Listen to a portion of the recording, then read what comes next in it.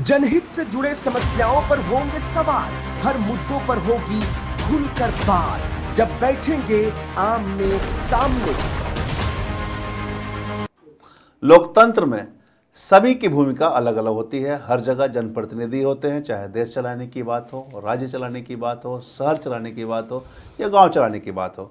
हर जगह जनप्रतिनिधियां उपस्थित रहते हैं और लोगों की समस्याओं का निराकरण को लेकर मुद्दे उठाते हैं। अगर हम बात करें शहर की, तो शहर की सरकार को लेकर नगर निगम के चुनाव होने थे, जो विगत कई वर्षों से पेंडिंग है, और अब यह मामला कोर्ट में चल रहा है और कोर्ट के निर्देश पर 30 मार्च तक नगर निगम चुनाव को संपन्न करा के पूरी की पूरी जो प्रक्रिया होती है वो कोर्ट को देना, चूंकि 30 मार्च को कोर्ट ने तय रख रखा है कि आपको वो तब तक करा देना है। इसी बीच एक नया मामला आ गया है जो कि जुड़ा हुआ है आरक्षण से।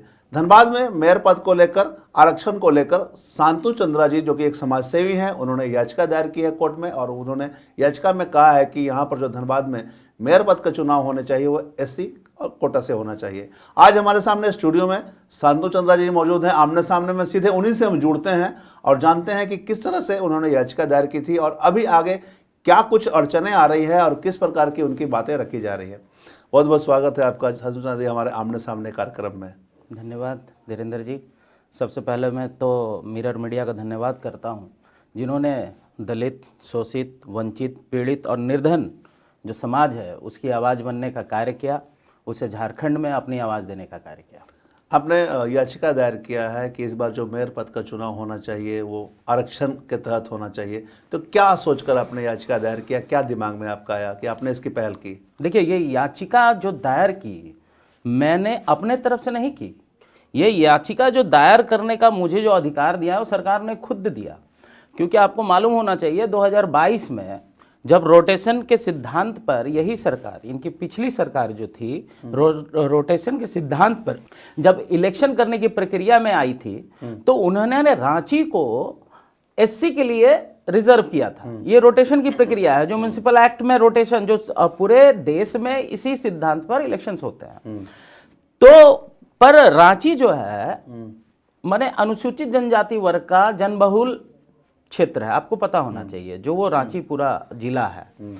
तो वहां पे आदिवासी वर्गों ने वहां पे काफी ज्यादा विरोध प्रदर्शन किया था, रांची बंद करवाया था। उसी को देखते हुए ये सरकार जो है पूर्ण रूप से बैकफुट में आई और इन्होंने 2022 में एक स्पेशल अमेंडमेंट बिल पारित करवाया। ये ऐसे स्पेशल अमेंडमेंट बिल जो था वो ये था कि अब हम जो इलेक्शंस करवाएंगे वो जनसंख्या के आधार पर करवाएंगे। तो जनसंख्या को आधार मानते हुए इन्होंने 2011 प्रथम आम चुनाव कहते हुए इन्होंने स्पेशल अमेंडमेंट बिल जो है कैबिनेट से विधानसभा से माननीय राज्यपाल जो रमेश बैस थे उनसे पारित करवाया। इन्होंने कानून खुद लाया था। उस वक्त जितने भी अखबार थे, जितने भी मीडिया थे, उन्होंने बढ़ चढ़ करके ये छापा कि धनबाद जो है अनुसूचित वर्ग के लिए आरक्षित हो गया है।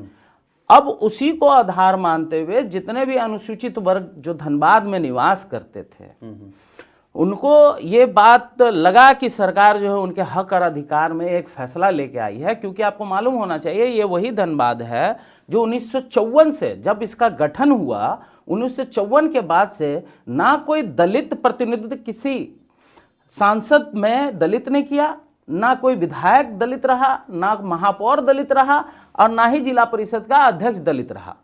तो दलित वर्गों को ये कहीं ना कहीं लगने लगा कि ये सरकार उनके हक और अधिकार की सोच रही है। पर जब रोशनी खलको की याचिका पर कोर्ट ने कड़ा संज्ञान लिया और राज्य सरकार को कड़ा निर्देश दिया कि आपको इलेक्शन किसी भी हवाले से करवाना होगा और यथाशीघ्र करवाना होगा, तब ये राज्य सरकार जो है इलेक्शन प्रक्रिया करने में आती है और इन्होंने 16 अक्टूबर को एक अधिसूचना जारी करती है जो नगर विकास विभाग और अनुशंसा OBC आयोग की तरफ से होता है, इनके तरफ से होता है। तो उस वक्त एक अखबार में छोटी सी खबर, देखिए जरा इनके षड्यंत्र को आप समझिए, भली भांति समझिए। एक अखबार के माध्यम से एक छोटी सी खबर छपती है कि वर्गीकृत करने के कारण धनबाद अनारक्षित हो गया। फिर मैंने उस नोटिफिकेशन को, जो अधिसूचना जो 16 अक्टूबर 2025 को इनके नगर विकास विभाग के द्वारा अधिसूचित की गई, उसका जब मैंने पूर्ण अध्ययन किया तो उस पूर्ण अध्ययन करने पे मुझे पूर्ण रूप से ये प्रतीत हो गया कि इन्होंने जो फार्मूला लगाया है, इन्होंने अपने ही बनाए हुए पॉलिसी को ध्वस्त करते हुए इन्होंने जो फार्मूला, एक विशेष मैं कहूँगा, मैं किसी के बारे में नहीं कहना चाहता कि जिस कारण से भी हो उन्हें लाभ पहुंचाने के लिए इन्होंने उन्होंने वर्गीकृत कर दिया। वर्गीकरण में इनका क्या है उस अधिसूचना में कि धनबाद और रांची को वर्ग क में और बाकी अन्य 7, पूरे राज्य में 9 नगर निगम है, आपको पता होगा जी।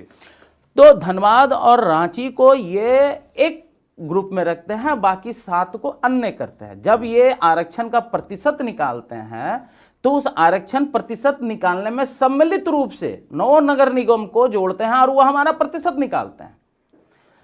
हमने ये नहीं कहा, आपको मालूम होना चाहिए कि पिछले नगर निकाय के इलेक्शंस में हमें 2 सीट आरक्षित मिली थी, 2 सीटें मिली थी, लेकिन इस बार क्या हुआ, हमारा प्रतिशत घटा दिया। फिर भी हमने आवाज नहीं उठाई क्योंकि हमारा प्रतिशत घटा के ओबीसी वर्ग को दिया गया, हम उस पर भी मौन रहे हैं। लेकिन आपने क्या किया कि पहले रोटेशन के आधार पर जो एससी वर्ग का जो वहां पे चयन हो रहा था रांची, आपने वहां से हमें पहले हटाया।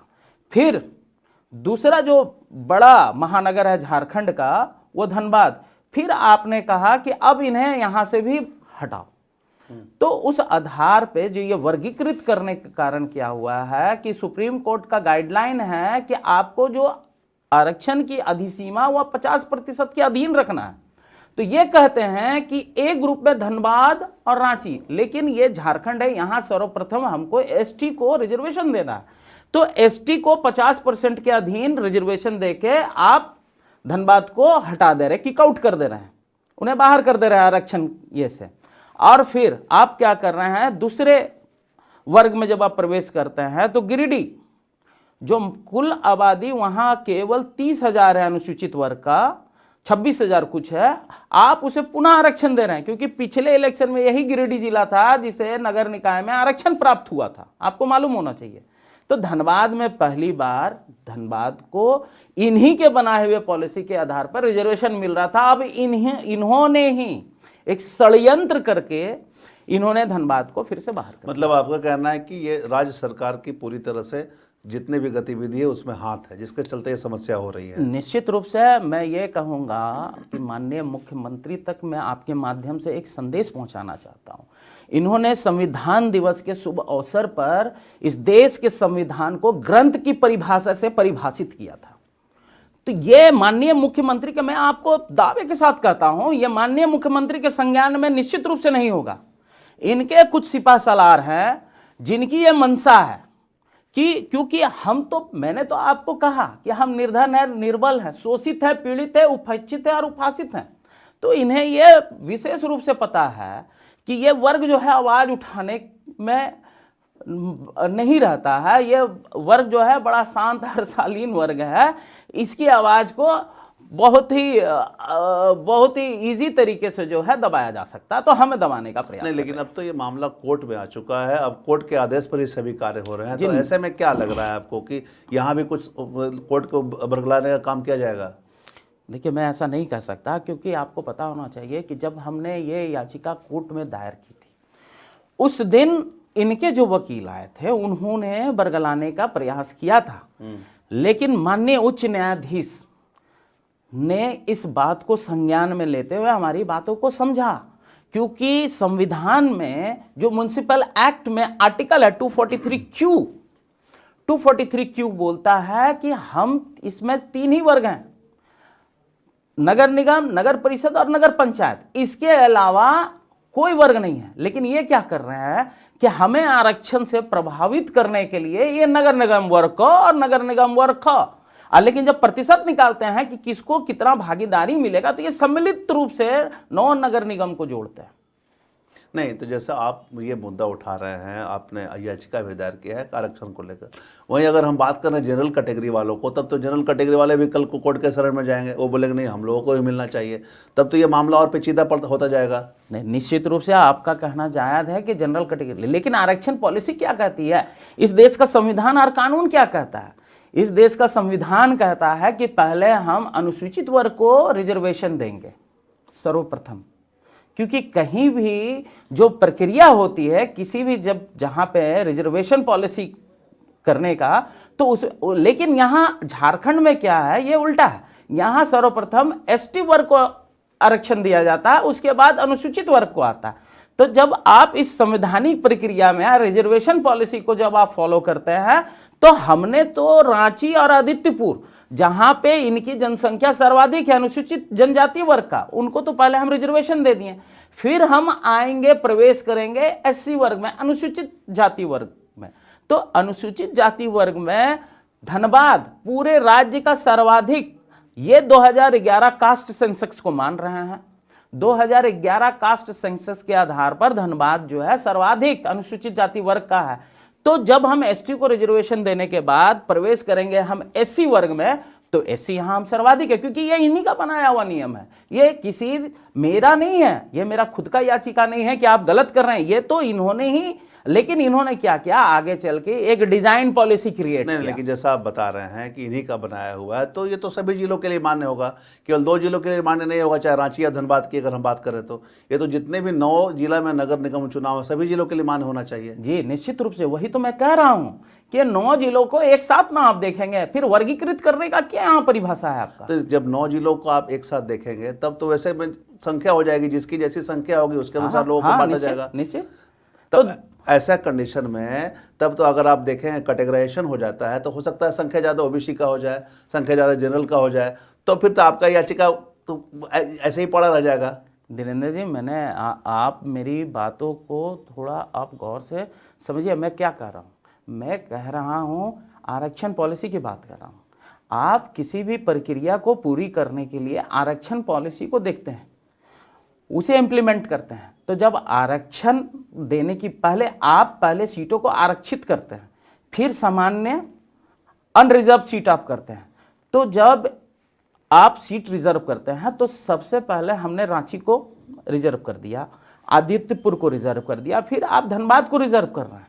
जनसंख्या का आधार नहीं, आपको पता होना चाहिए कि आरक्षण का एक अपना स्लैब होता है कि हम इस मापदंड में आरक्षण हम देते हैं। कुल मिलाकर आपका यही मानना है कि राज्य सरकार इसमें दोषी है? निश्चित रूप से राज्य सरकार दोषी है, उनके कुछ लोग दोषी हैं। तो जैसा शांतनु जी आप बता रहे थे, तो आपने ये लड़ाई अकेले शुरुआत कर दी है, अभी आप कहाँ अपने आप को महसूस कर रहे हैं इस लड़ाई में?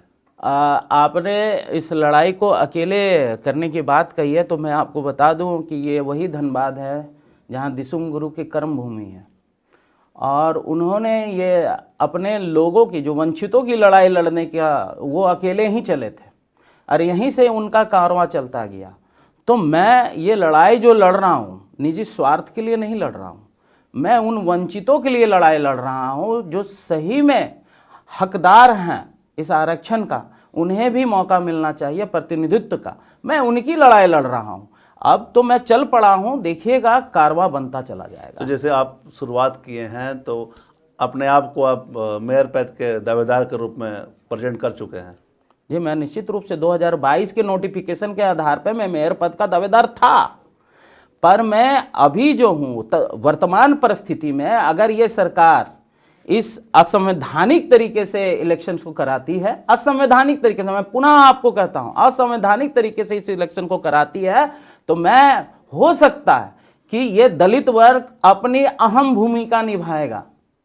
ऐसे षड्यंत्रकारियों को सबक सिखाने के लिए ये दलित वर्ग अपनी अहम भूमिका निभाएगा। नहीं, तो जैसा आप बता रहे हैं कि कोर्ट के आधार पर 30 मार्च तक सब करा देने हैं, आपको तो मालूम है कोर्ट में कई तरह के मामले लगातार लंबित चलते रहते हैं। ऐसे में अगर चुनाव हो जा रहे हैं, जैसा आप बता रहे हैं असंवैधानिक तरीके के बातें कर रहे हैं, तो चुनाव हो जाएंगे, मेयर पद का घोषणा हो जाएगा, सब हो जाएगा, तो उसके बाद क्या प्रक्रिया रहेगी आपकी? देखिए, हमारा जो वर्ग है बाबा साहब को मानने वाला वर्ग है, वो संविधान को मानता है, कानून को मानता है, और हम उसी के शरण में चले गए हैं। तो हमें लगता है कि समय से पहले हमारे पक्ष में न्याय मिलेगा। ये मैं नहीं कहता हूँ कि कोर्ट के अधीन हूँ और उसके बावजूद भी जो है ये सरकार इलेक्शन करा लेगी। अगर वो कराती है तो वो असंवैधानिक होगा। मेरे जो तथ्य हैं, मेरी जो याचिका है, आप उसका जवाब दे देना। मैंने तो आपको पहले ही समय दिया। जब कोर्ट ने मेरी याचिका को स्वीकार किया, आपने 1 महीने का समय मांगा। यदि हम गलत थे या हमारी याचिका गलत थी तो आपने क्यों नहीं एक माकूल जवाब दे करके मेरी याचिका को खारिज करवा दिया। आप कल की, मैं कोर्ट रूम की बात करता हूं, कल सरकार के तरफ से additional solicitor general of Jharkhand वो आए, नगर विकास के अधिवक्ता है, निर्वाचन आयोग के अधिवक्ता है। इन्होंने जो बात कही कोर्ट में, इन्होंने कहा कि सर अभी तो हम प्रक्रिया में, अभी तो हमने आरक्षण तय नहीं किया है और ये प्रीमैच्योर केस है। बताइए, एक तरफ ये 45 दिनों का बंद सील्ड लिफाफे में वहाँ माननीय न्यायाधीश के समक्ष प्रस्तुत करते हैं कि हम 45 दिनों के समय सीमा के अधीन सब इलेक्शन की प्रक्रिया पूरी कर लेंगे, और दूसरे तरफ ये गुमराह करने का कार्य करते हैं। तो मैं ये नहीं कहता हूँ, कोर्ट का जो भी फैसला होगा, न्यायालय का जो भी फैसला होगा वो मान्य होगा। और मैं अकेला हूँ या अपने वर्ग के साथ हूँ, ये मायने नहीं रखता। लड़ाई अपने लिए या अपने वर्ग के लिए संवैधानिक तरीके से होने चाहिए, ये मायने रखता है। नहीं, तो जैसा आप बता रहे थे कि कुछ सिपा सलार हैं सरकार के जो कि उनको गुमराह कर रहे हैं, तो अगर गुमराह भी कर रहे होंगे तो सरकार तो अपने आप में ये सब चीज़ में सक्षम है, उनको तो हर चीज़ की जानकारी होनी चाहिए। तो वैसे में वो गुमराह क्यों हो रहे हैं? देखिए, निजी स्वार्थ। धनबाद एक तरफ तो राजधानी है रांची, दूसरा तरफ आर्थिक राजधानी है झारखंड की धनबाद।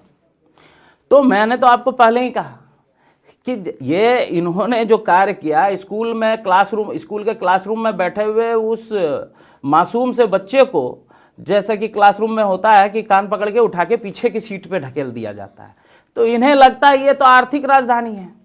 आप जो है अधिसूचना लाते हैं और आप इस अधिसूचना में एक शब्द इन्होंने वर्णित किया है। वो क्या किया है, इन्होंने कहा है कि 10 लाख से ऊपर की आबादी को प्रबंधन के दृष्टिकोण से पृथक करने की आवश्यकता है। आप जरा सोचिए इस शब्द को, आप जरा सोचिए।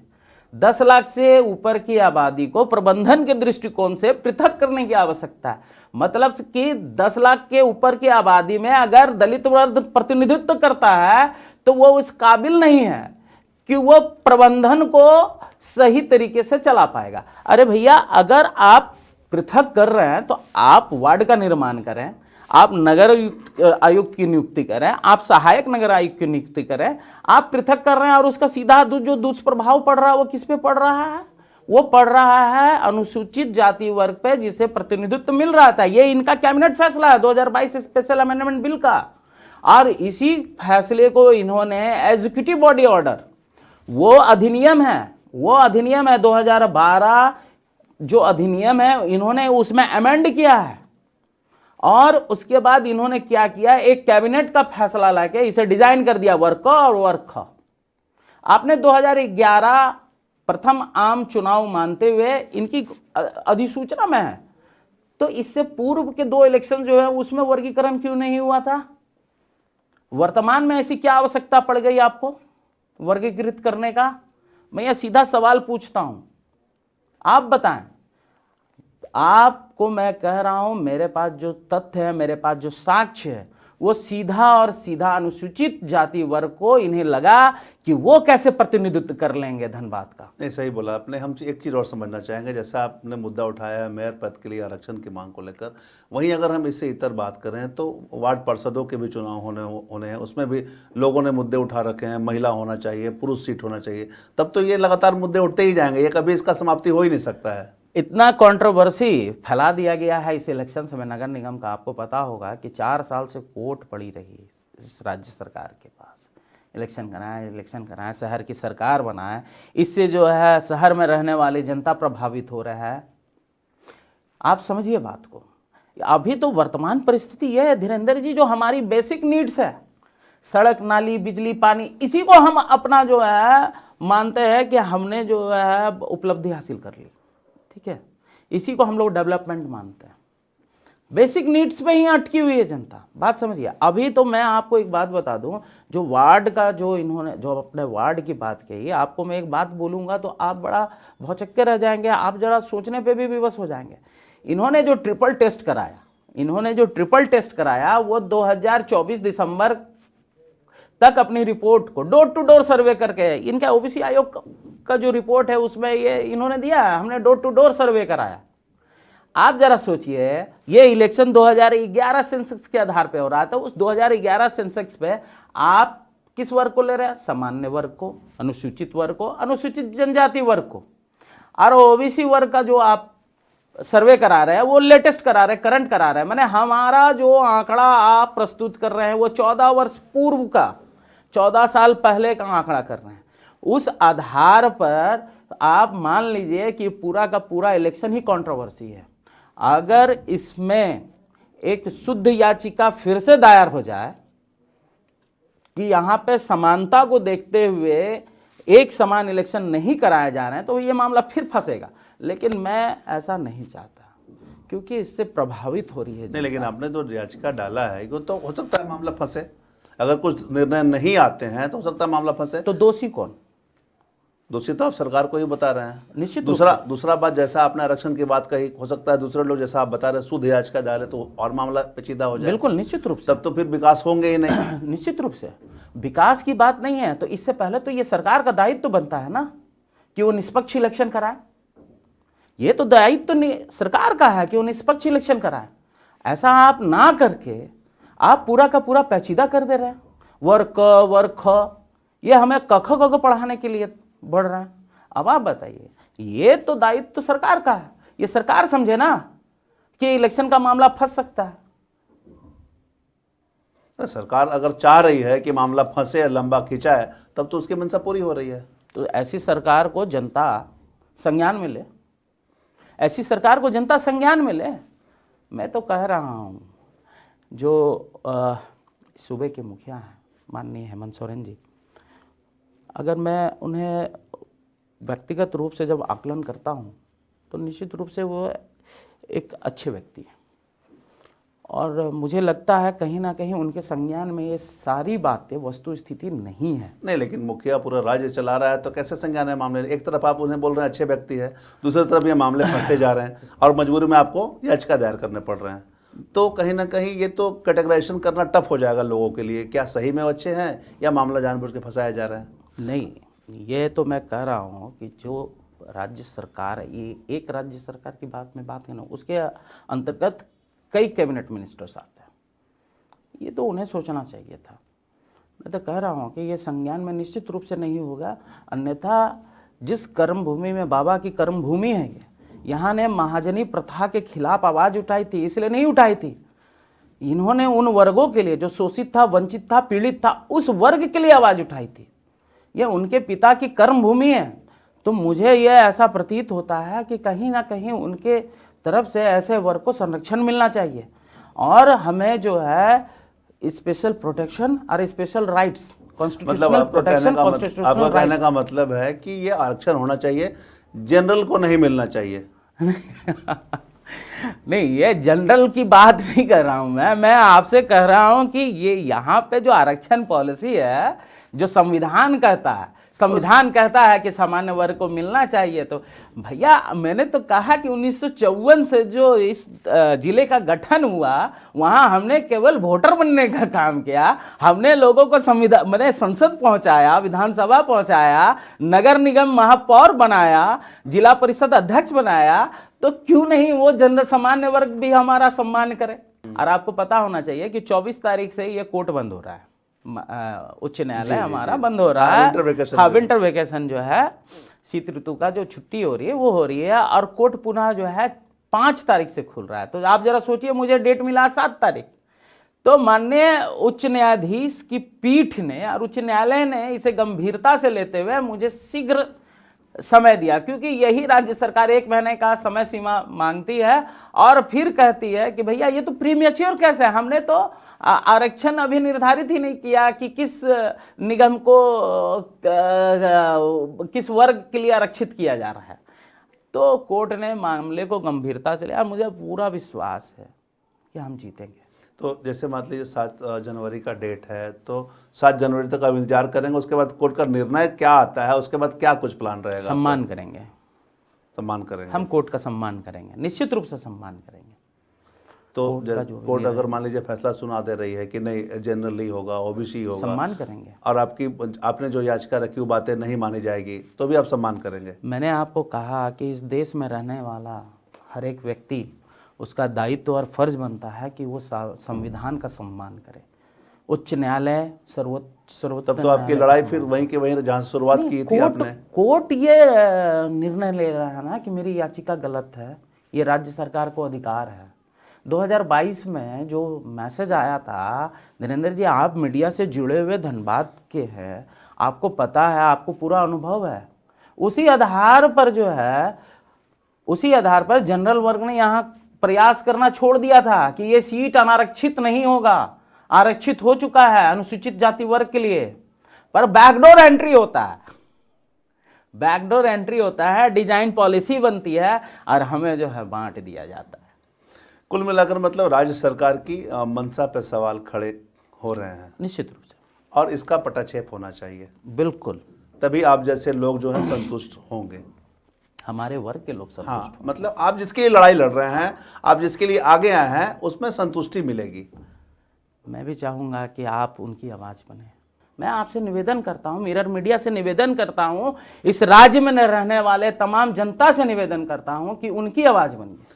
हमारा संवैधानिक अधिकार है, जिस अधिकार के हिसाब से ये राज्य सरकार इलेक्शन करा रही है, हमें यहाँ पे प्रतिनिधित्व करने का एक मौका मिलना चाहिए।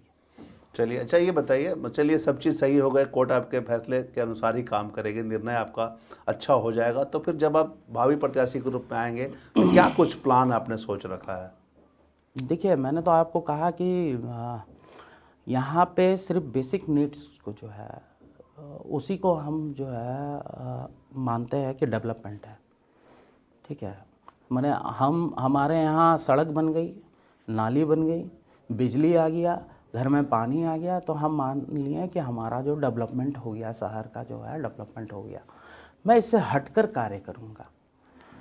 मैंने समुचित धनबाद के नगर क्षेत्र को जो डेवलपमेंट होगा, मैं उसी को मानूंगा कि उसमें क्या क्या है। ये तो हमारे बेसिक नीड्स है, इसी को हम लोग मान लेते हैं कि भैया हमारा डेवलपमेंट हो गया।